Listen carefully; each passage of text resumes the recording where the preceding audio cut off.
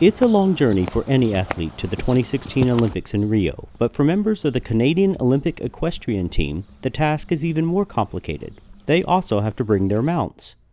And there's only one way to do it. They have to fly. Just getting these 1,100-pound athletes from this quiet farm in upstate New York to this busy tarmac at JFK is a huge undertaking. Whenever we have an overseas trip, we have a certain routine that we go through with our horses.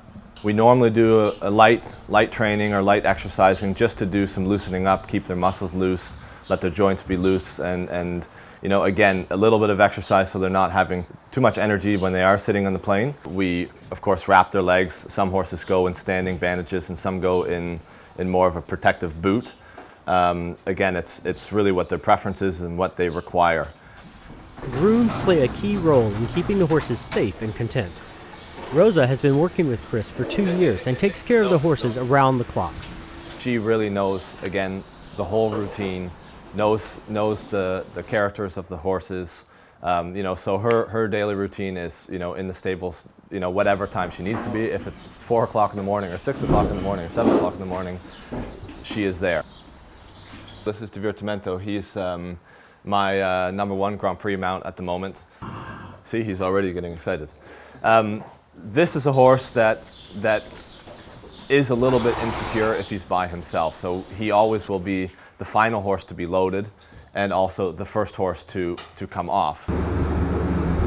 So our horses will be traveling on a tractor trailer, an air ride tractor trailer. Today we'll have 7 horses going from the stable to JFK. All the trucks also are equipped with in-truck cameras, so the drivers and the grooms that are sitting in the cab are also able to monitor the horses. We have our grooms as well as a professional groom from the airline always travel with them, and they are accompanied 24/7 throughout the whole process. Upon arrival at JFK, they stand in the vet port, which is part of the USDA, the Agricultural Department.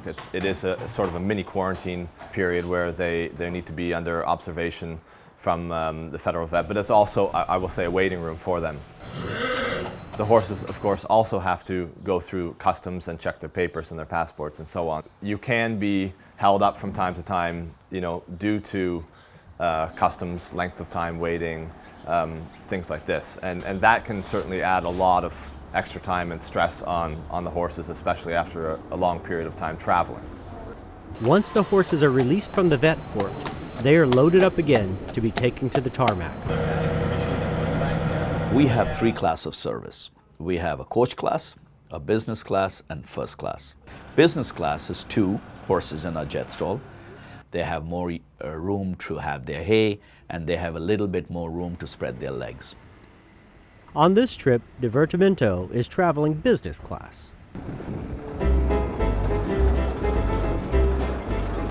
They don't eat peanuts and they don't get to have champagne, unfortunately, but they do eat hay along the way, and of course they have water offered to them throughout the trip as well.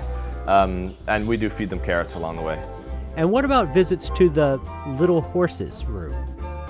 Well, they are in standing stalls as they would be in a trailer, and they have, of course, straw or shavings and bedding.